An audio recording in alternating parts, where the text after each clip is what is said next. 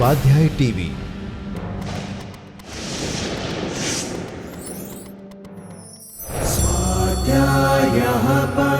Doctor Baba Saheb Ambedkar open university.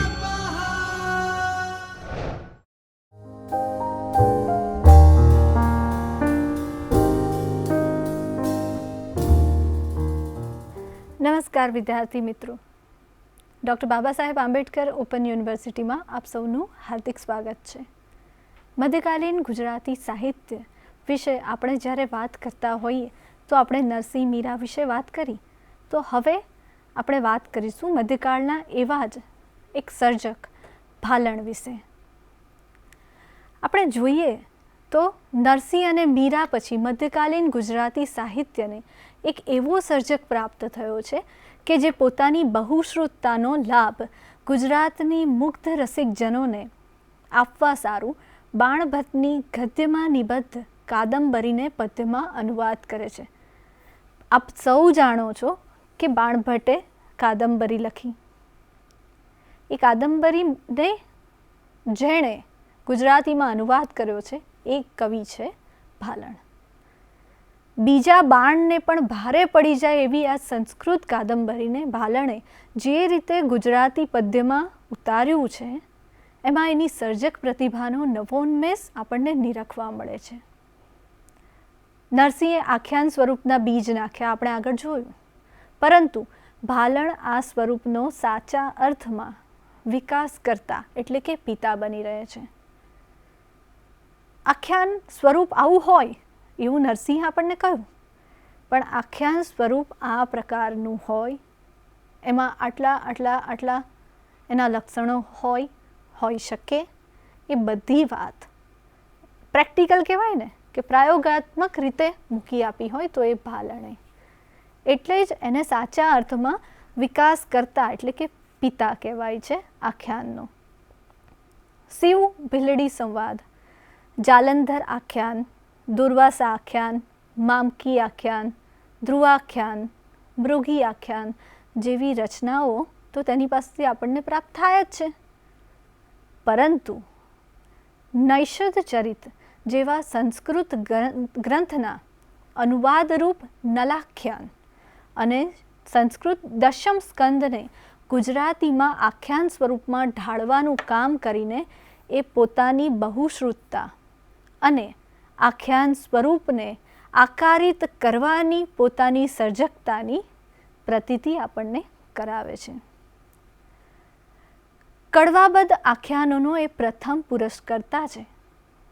ભાલણ સૌ પ્રથમ ગુર્જર ભાખા એવું દશમ સ્કંદમાં કહે છે, તો કાદંબરીમાં એ કહે છે કિહી ભાલણ બુદ્ધિમાની કરી ગુજ્જર ભાખાઈ વિસ્તરી।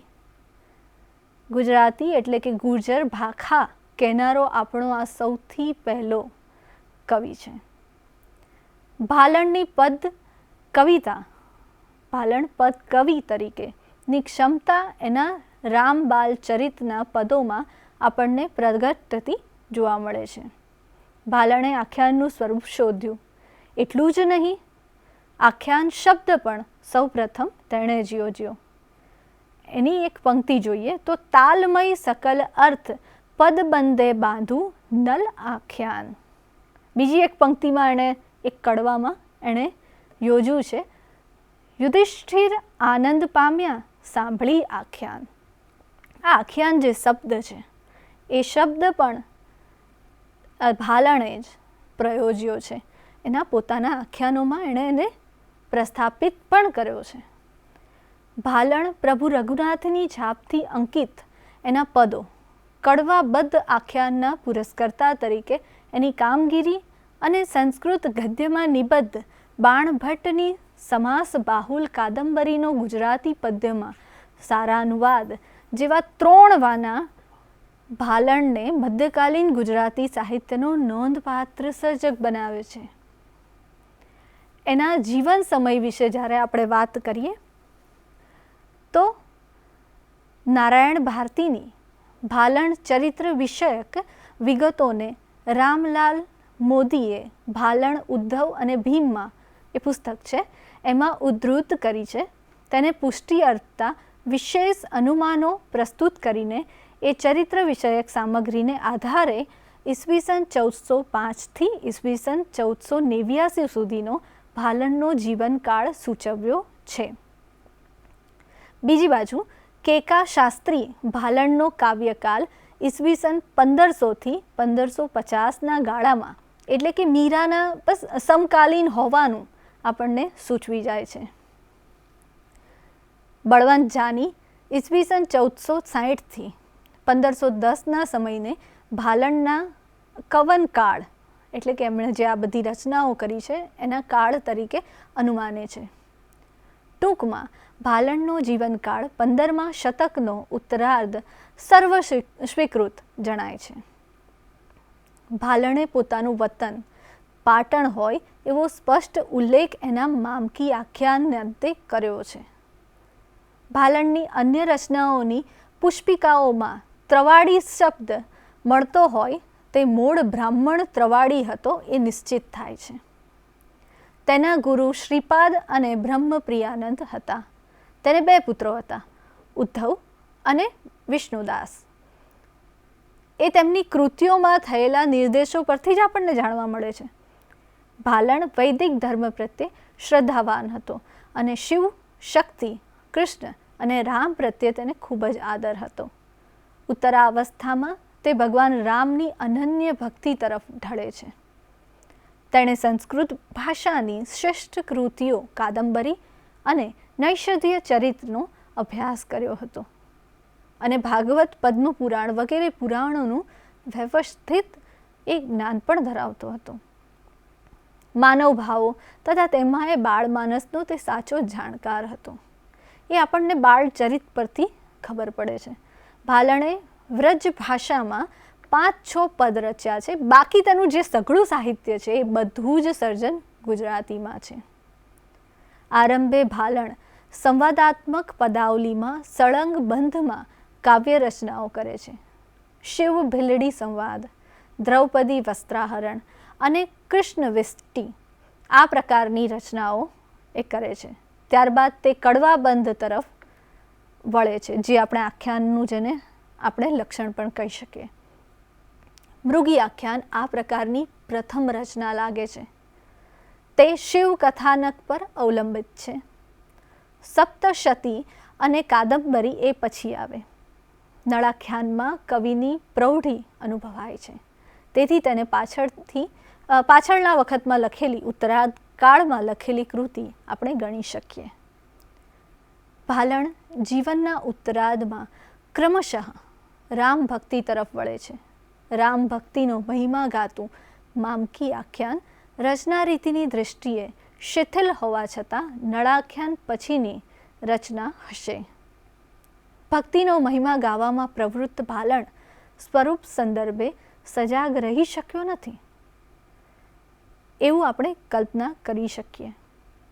ધ્રુવાખ્યાન અને જાલંધર આખ્યાનને એ પછીની રચનાઓ ધારી શકાય. આ સ્વરૂપની રચનાઓની દ્રષ્ટિએ પ્રમાણમાં ચુસ્ત છે. રામ મહિમા આ રચનાઓમાં પણ દૃષ્ટિગોચર થાય છે. ભાલણની ઉપયુક્ત 15 કૃતિઓમાં વિષય વૈવિધ્ય ધ્યાનાકર્ષક છે.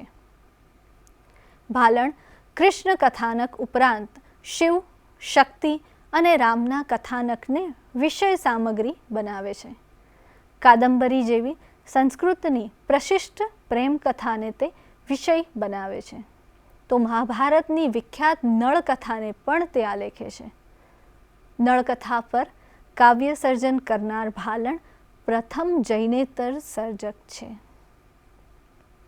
સાહિત્ય સર્જક ભાલણની સાહિત્ય સેવા મુખ્યત્વે 3 ક્ષેત્રે આપણને જોવા મળે છે: આખ્યાન, અનુવાદ અને પદ. આપણે ભાલણનો જીવનકાળ અને તેના વિશેની થોડી માહિતી જોઈ, પણ હવે એનું જે સર્જક તરીકે સાહિત્યમાં જે પ્રદાન છે એને આપણે 3 ભાગમાં વહેંચીએ છીએ. એક આખ્યાનકાર તરીકે, બીજો અનુવાદક તરીકે અને ત્રીજો પદ કવિ તરીકે. આ 3 ભૂમિકામાં એ કેવી રીતે ન્યાય આપે છે એની આપણે હવે ચર્ચા કરીશું. તો આખ્યાનકાર ભાલણ 15મા શતકમાં સમગ્ર ભારતમાં ફેલાયેલા અને ફરી વળેલા વૈષ્ણવ ધર્મના પ્રસારને કારણે આખ્યાન સાહિત્ય સ્વરૂપને વિકસવા માટેની એક લાક્ષણિક ભૂમિકા નિર્માણ થયેલી આપણને જોવા મળે છે. સંસ્કૃત મહાકાવ્યો અને પુરાણોના ઉપાખ્યાનને કથાનક તરીકે લઈ આખ્યાનો રચવાની પ્રવૃત્તિનો શુભારંભ થાય છે. આ પ્રકારના આખ્યાન કાવ્ય સ્વરૂપનો બીજ નિક્ષેપ નરસિંહ મહેતાના સુદામા ચરિત્રમાં આપણને નિરખવા મળે જ છે. પરંતુ 16મા શતકથી ત્રીજી પછીસીમાં ભાલણ આખ્યાનની દ્રષ્ટિએ એના પુરોગામી આખ્યાનકારો કરતાં ખૂબ આગળ નીકળી જાય છે. ભાલણ આખ્યાનના બાહ્ય સંવિધાનને માત્ર પદોના સુવ્યવસ્થિત કારણમાંથી બહાર કાઢીને કડવા જેવા સુશ્લિષ્ટ એકમોની સુગ્રથિત આકૃતિ રૂપે બદ્ધ કરે છે. એના બધા આખ્યાનોમાં એક ચીલો પાડે છે કે આખ્યાન કેવું હોય. આપણે એના આખ્યાનના લક્ષણો જોવા હોય, આપણે એને સમજવું હોય તો આખ્યાન આ રીતે કડવાબદ્ધ હોય. આખ્યાન પ્રકારની રચનાઓ ભાલણ પૂર્વે થઈ હતી, પણ આખ્યાન નામ પાડીને એને કડવાબદ્ધથી પ્રચલિત કરવાનું કામ સૌ પ્રથમ ભાલણે કર્યું છે. સર્જન અને સંવિધાનની દૃષ્ટિએ મધ્યકાલીન ગુજરાતી સાહિત્યમાં આખ્યાન પ્રકારના જે પિતા તરીકે એને આપણે સુસ્થાપિત કર્યા છે. દશમ સ્કંદ જેવા આખ્યાનમાં જોવા મળતા કૃષ્ણની શિશુલીલાના ચિત્રો તો મધ્યકાલીન સાહિત્યમાં અનન્ય જ છે. ભાલણની મૂળ કથાને વફાદાર રહેવાની ખાસિયત, પૌરાણિક પાત્રોને પૌરાણિક જ રાખવાની તેની ટેવ અને એની વાત્સલ્ય અને શૃંગાર જેવા રસ કે ભાવ નિર્માણ કરવાની ફાવટ એની આ લાક્ષણિકતા છે. તો અલંકારોની બાબતમાં પણ તે વિકાસોન્મુખ છે. એમ છતાં પ્રેમાનંદ જેટલી મૌલિકતા અને વિપુલતા એ સાધી શકતો નથી. ભાલણને નામે 2 નળાખ્યાનો મળે છે. એ પૈકીનું બીજું ખૂબ જ નબળું છે, પણ હવે મોટા ભાગના વિદ્વાનોએ આ નળાખ્યાન ભાલણનું નથી એ બાબતનો સ્વીકાર પણ કરી લીધો છે. પ્રથમ નળાખ્યાનમાં ભાલણે કેટલીક મૌલિક કલ્પનાઓ કરી છે અને એ રીતે પોતાના કવિત્વનો અણસાર આપ્યો છે. ભાલણનું નળાખ્યાન તેની પ્રાસાદિક ભાષાથી સરળ બન્યું છે. ભાલણ પાસે પ્રેમાનંદ જેવી રસસ્થાનોને ખીલવવાની આવડત નથી, એટલી બધી નથી. તે સંક્ષેપમાં બધું પતાવે છે. સ્વયંવરનું વર્ણન માત્ર 1 કડીમાં અને સરોવરનું વર્ણન 3 કડીમાં એ પૂરું કરી દે. દમયંતીના રૂપનું વર્ણન ભાલણ સંક્ષેપમાં પણ બહુ મોહક રીતે કરે છે. જોઈએ તો વિધાતાએ વદન રચ્યું, તવારા સાર ઇન્દુનું હર્યું, તર લીધી તે ખાણ થઈ છે, મુખ મનોહર કર્યું. આવી બહુ મનોહર શૈલીમાં એ લખે તો છે, પણ બધું જલ્દી સંક્ષેપમાં પતાવી દે. જે પ્રેમાનંદ એક પ્રસંગને પકડીને ને આખો ખીલવી દે, જાણે એને કોઈ આખ્યાન આગળ ચાલે કે નહીં, એની વાર્તા આગળ ચાલે કે નહીં, પ્રસંગ આગળ ચાલે કે નહીં, એની ઉતાવળ જ નથી. એ રીતે પ્રેમાનંદ એને આલેખે છે. જ્યારે ભાલણ છે બધું સંક્ષેપમાં પતાવી દેવાની એની રુચિ આપણને દેખાઈ આવે છે. કવિનું પાત્રાલેખન કૌશલ્ય અને કરુણ રસનું આલેખન ઉલ્લેખનીય છે. ભાલણે મુખ્યત્વે આખ્યાન ક્ષેત્રે પ્રદાન કર્યું છે. આખ્યાનોમાં તે પ્રસંગ ચિત્રણ કરતાં પણ પ્રસંગ નિરૂપણ પર વધુ ધ્યાન આપતો હોય અને મુખ્યત્વે કથાવસ્તુ નિરૂપે છે. મેં કહ્યું ને કે પ્રસંગો એને વધારે આવરી લેવા છે. એક પ્રસંગને વર્ણન કરી અને ખીલવવું નથી, પણ કેટલા પ્રસંગ બસ એક જ આખ્યાનમાં હું ગૂંથી લઉં, એની ઉતાવળ છે એને.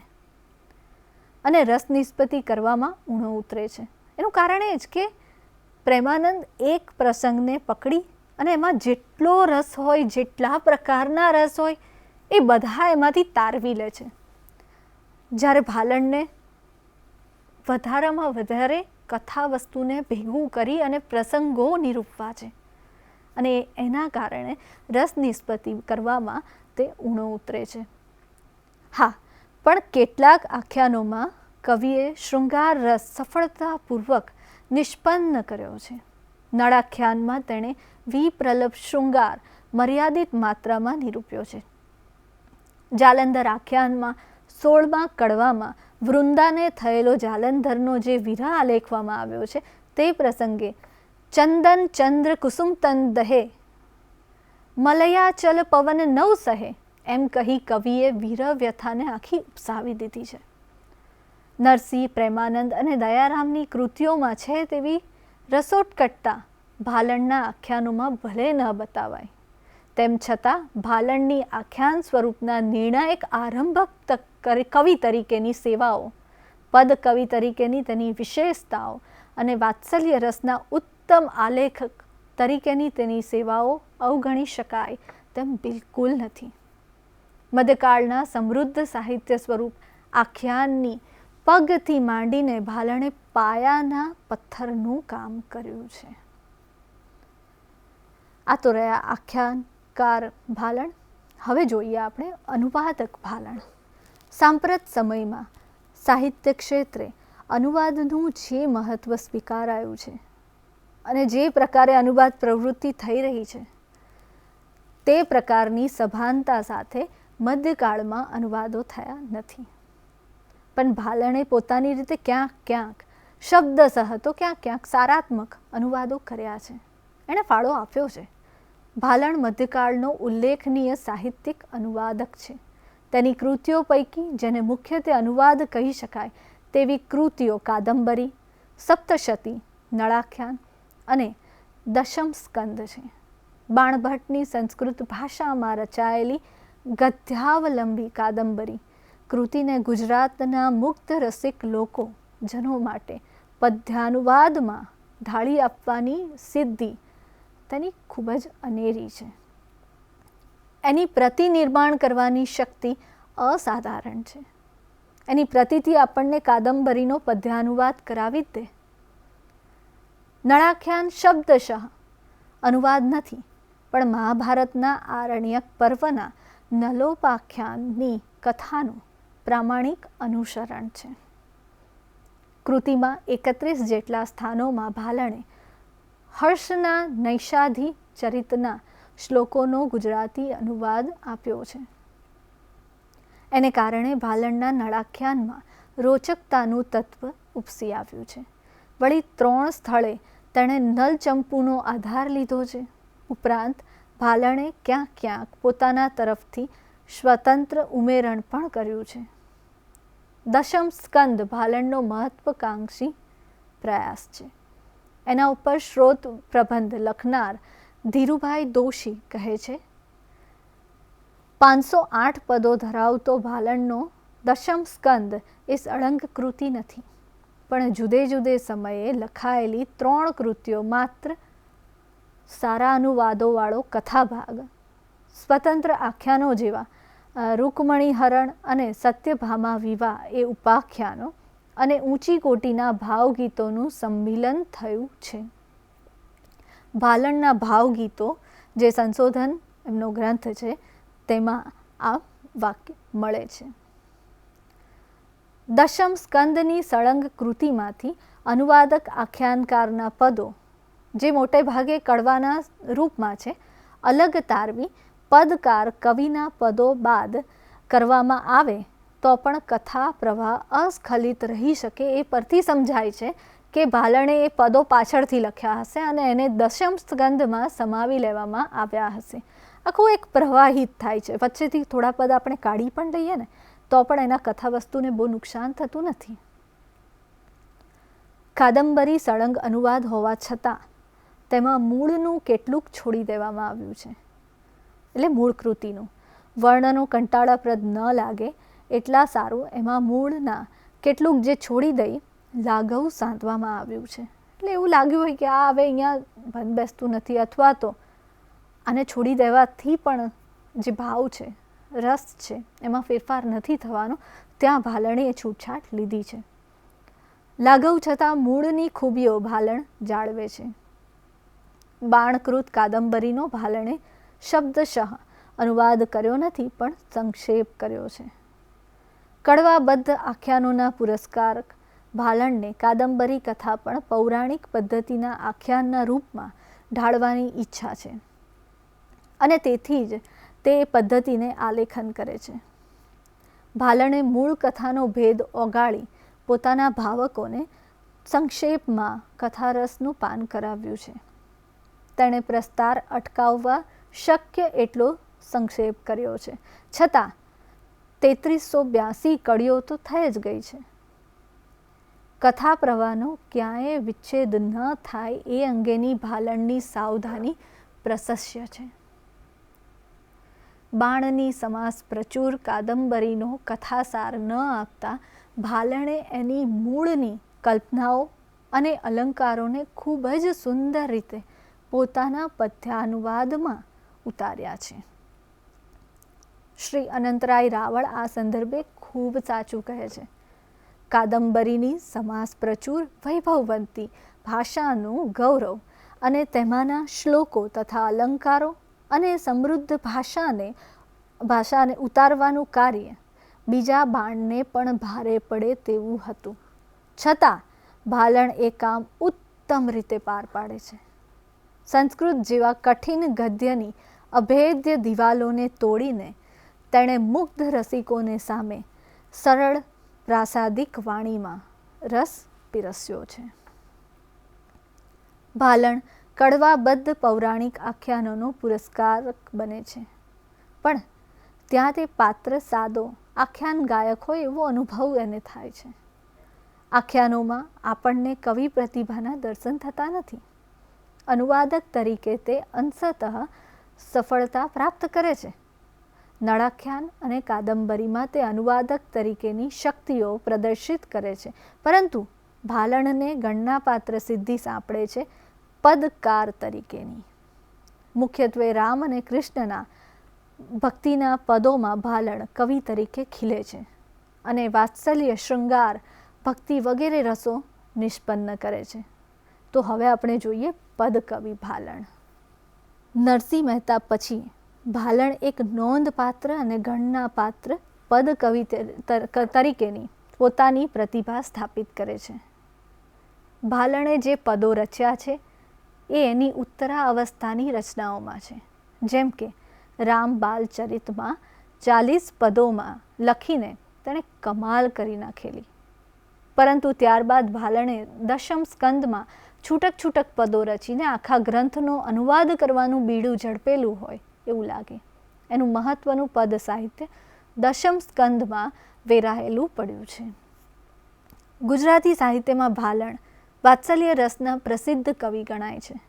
રામ તથા કૃષ્ણની બાળ લીલાને લગતા વાત્સલ્ય રસથી છલકાતા એમના પદો હિન્દી સાહિત્યના સુરદાસના પદો જેવા મધુર અને રમણીય છે. રામપાલ ચરિતના પદો ક્રમબદ્ધ નથી, એમાં શરૂઆતનું મંગલાચરણ પણ નથી. પદોનો એકબીજા સાથે સંબંધ પણ જોડાયેલા જોવા મળતા નથી. તેથી જ એવું લાગે છે કે ભાલણે સળંગ ગ્રંથ તરીકે નહીં, પણ છૂટક છૂટક પદ રચનાના ભાગરૂપે રામબાલ ચરિતની રચના કરી હશે. 40 પદોની આ હારમાળા છે અને એમાં રામના બચપણથી આરંભીને સીતા વિવાહ સુધીના પ્રસંગો છે. પારણે ઝૂલતા દશરથ સુત રામનું સ્વરૂપ વહાલથી તેણે વર્ણવ્યું છે. એ જોઈએ તો એમાં લખ્યું છે, એવા દશરથના બાલ લાલ પારણે ઝૂળે, શ્યામ સ્વરૂપ દેખીને મારું મન ફૂલે. રામની ચેષ્ટાઓ જોઈએ તો અંદર લખે છે, પ્રભુ પાડે તાળી ને વળી તોતડું બોલે, નાનું નાનું નૃત્ય સાંભળી શંકર ડોલે. માતા કૌશલ્યા બાળ રામની આંખે કાજળ આંજવા જાય છે ત્યાં તે બાળ સહજ ચેષ્ટાથી દોડી જાય છે. એનું મનોહર ભાવચિત્ર કવિ જ્યારે આપે છે ત્યારે લખે છે, નેત્ર સરોજ અંજાવતા દોડી દૂર પ્રભુ જાય, કાજલ ખરડી રે આંગળી, રે જનની અતિ અકળાય. રામબાલ ચરિત્રમાં બાળલીલાના અને વાત્સલ્ય ભાવના મનોહર ચિત્રો ઉપલબ્ધ થાય છે. બાળરામની બાળચેષ્ટાઓનું ચિત્રાત્મક વર્ણન આપતા અનેક પદો પ્રાપ્ત થાય છે. રામબાલ ચરિત્ર માત્ર ભાલણની નહીં પણ મધ્યકાલીન પદ સાહિત્યની પણ એક ગણના પાત્ર ઉત્તમ કૃતિ છે. દશમ સ્કંધના આ એક ભાગ તરીકે તે લખ્યા છે. એક તરફથી આપણે જોયું હમણાં કે બાળ રામની લીલાઓ જુએ છે અને દસમ સ્કંધ એમાં કૃષ્ણની લીલાઓ છે. એની ભક્તિ તરફ જે ભાવ છે ભાલણનો એમાં વ્યક્ત થાય છે. તો એક તરફથી નંદ દેવકી અને બીજી બાજુથી જશોદાની લાગણીઓને દસમ સ્કંદમાં સામસામી રૂપે નિરૂપી માતા અને પિતાના વાત્સલ્યને ભાલણે વાચા આપી છે. આ પદો મારફતે તેમણે શ્રી કૃષ્ણની બાળચેષ્ટા, દેવકીને જશોદાએ મારેલા ટોણા, જશોદાના ઈર્ષા અને દુઃખ સર્વને સરળ અને સચોટ રીતે વર્ણવ્યું છે. તો એનું ઉદાહરણ આપણે જોઈએ તો મુખડું માખણ ખરડિયું રે, ખરડિયા રે છે બે હાથ, કહાન પર વારી જતા ભાલણ લખે છે કે, તે દીધો તેમ કોદે નહીં, પ્રીત કરીને છે હરે. ભાલણ પ્રભુ રઘુનાથ સાંભળો, એક કડીનો ને હરે. ભાલણની પદ કવિ તરીકેની પ્રતિભાને દશમ સ્કંદ સુંદર રીતે ઉપસાવે છે. કવિ પોતાના ઉર્મી ઉછાળાને બદલે કથાતંતુને યોગ્ય રીતે વિકસાવવાનો પ્રયત્ન કરે છે. દશમ સ્કંધના કૃષ્ણ લીલા વિષયક પદોમાં ભાલણે અનેક રસો નિષ્પન્ન કર્યા છે. ગોપીઓ અને કૃષ્ણના મિલન તથા વીરાને અનુષંગે ભાલણે સંયોગ અને વિપ્રલભ શૃંગારનું નિરૂપણ કર્યું છે. નરસિંહની સરખામણીમાં ભાલણનું શૃંગાર રસનું આલેખન અમુક અંશે સંયમી બન્યું છે. સંયોગ શૃંગાર. નરસિંહની સરખામણીમાં ભાલણનું શૃંગાર રસનું આલેખન અમુક અંશે સંયમી બન્યું છે. સંયોગ શૃંગાર કરતાં વિપ્રલંબ શૃંગારના પદો વધુ સંખ્યામાં મળે છે. વિરહવ્યથા ભાલણે ઉત્કટતાપૂર્વક અભિવ્યક્ત કરી છે. શૃંગાર રસ કરતાં કરુણ રસ પર કદાચ કવિનો કાબુ વિશેષ જોવા મળે છે. નંદ યશોદાના હૈયા વિદારક વિલાપો વાચકની આંખોમાં આંસુ આણી દેવા હોય છે. વાત્સલ્ય રસના આલેખનમાં ભાલણ બેનમૂન છે. ભાલણના આ રામ અને કૃષ્ણ વિષયક પદો મધ્યકાલીન ભક્તિ સાહિત્યમાં તેજસ્વી ફાળો જરૂર નોંધાવે છે. સાચા બ્રાહ્મણની નિષ્ઠાથી ભાલણે જેમ રામ અને કૃષ્ણને ભજ્યા છે એ જ રીતે દેવીની પણ તેઓ ભજે છે. એ જ રીતે શિવ અને શક્તિની ઉપાસના તેમણે શિવ ભીલડી સંવાદમાં દેખાય છે. શિવ ને શક્તિ એક છે, જુઓ મન વિચાર, એવું સાંભળી શિવ હસ્યા, વરત્યો જે જેકાર. આમ ભાલણ જેમ રામ અને કૃષ્ણને ભજે છે એમ શિવ અને શક્તિ પણ તેના પદોમાંથી બિલકુલ બાકાત નથી. ભાલણે પદોમાં ક્યાંક ક્યાંક નાટ્ય તત્વ આણી સુંદર રસપૂર્ણ ચિત્ર નિર્માણ કર્યું છે. સ્પષ્ટ રેખ, હૃદયગમ અને વાસ્તવિક ચિત્રાંકન માટે ભાલણે ભાવની સચ્ચાઈ અને ઉત્કટતા જેવા આવશ્યક અંગોનો સમુચિત વિનિયોગ કર્યો છે. ભાવની સચ્ચાઈ પ્રગટ થાય એવા ઉચિત શબ્દો ભાલણને મહદંશે સાંપડી રહે છે. મોટાભાગના પદોમાં ભાલણ સુંદર પ્રાસ સાધી શક્યો છે. કવિએ શક્ય બન્યું ત્યાં વર્ણાનુપ્રાસ, શબ્દાનુપ્રાસ પણ સાધ્યા છે.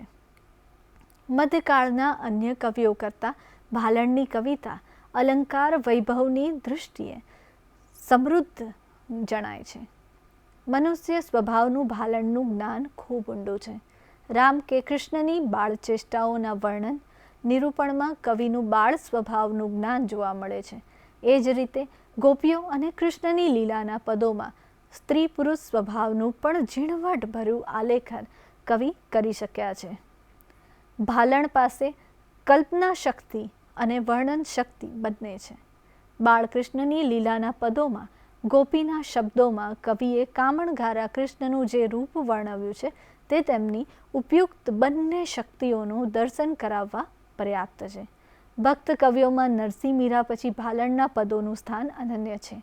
ભાલણના પદોમાં માધુર્ય, લાલિત્ય અને સંગીતત્વની ત્રિવેણી વહે છે. એના પદોમાં ભાષાની અને ભાવની સરળતા નોંધપાત્ર છે. મંજુલ પદાવલી અને સૂક્ષ્મ ભાવદર્શનથી સભર એના પદો મધ્યકાલીન ગુજરાતી સાહિત્યમાં એને નોંધપાત્ર પદ કવિ તરીકે સ્થાપિત કરવા માટે પૂરતા છે. આમ આ બધા ઉપરથી આપણે કહી શકીએ કે ગુજરાતી મધ્યકાલીન સાહિત્યમાં પ્રેમાનંદ જેમ આખ્યાનકાર તરીકે જાણીતો છે, તેમ ભાલણ આખ્યાનના જનક તરીકે કે પિતા તરીકે જાણીતા થયા છે. તે માત્ર આખ્યાનકાર જ નહીં પણ પદકવિ, રૂપાંતરકાર, અનુવાદક અને વ્યુત્પન્ન પંડિત પણ છે. અસ્તુ.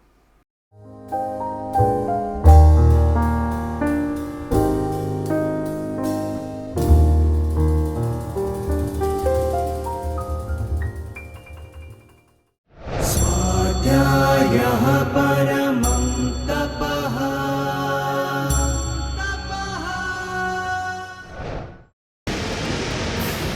સ્વાધ્યાય ટીવી